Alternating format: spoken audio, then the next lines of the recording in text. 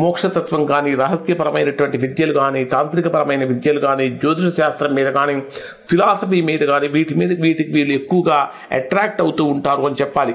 అలానే ఇక్కడ అష్టమ స్థానంలో కేతు వచ్చినప్పుడు ఆ కేతువు యొక్క ప్రభావాన్ని తొలగించేటటువంటి ఏకైక గ్రహం ఏంటంటే గురుగ్రహం.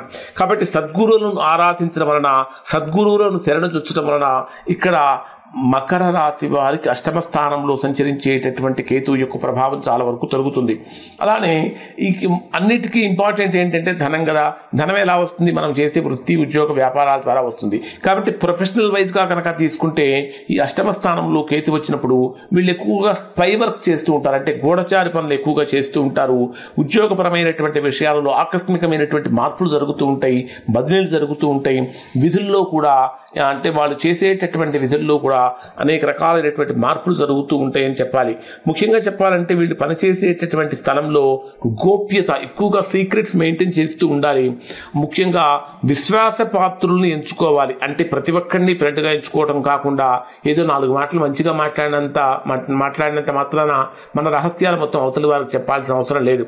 అంటే చాలా నమ్మకపాత్రుడైనటువంటి వాళ్ళు, నమ్మకస్తులైనటువంటి వాళ్ళని స్నేహితులుగా ఎంచుకోవటం అనేటటువంటి చాలా important.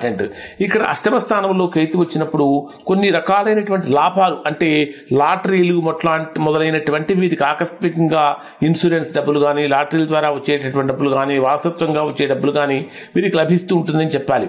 At the same time నష్టాలు కూడా సంభవించే అవకాశం కూడా కలుగుతుంది. వివాహంలో అంటే భార్యాభర్తల మధ్య కూడా అభిప్రాయ భేదాలతో కొన్నిగా ఇబ్బందులు కలుగుతూ ఉంటాయి. ఎందుకంటే అష్టమ స్థానం అనేది మనకు 7th హౌస్ అనేది వివాహాన్ని తెలియజేసి 8th హౌస్ అనేటటువంటి అండర్స్టాండింగ్ కూడా తెలియజేస్తుంది.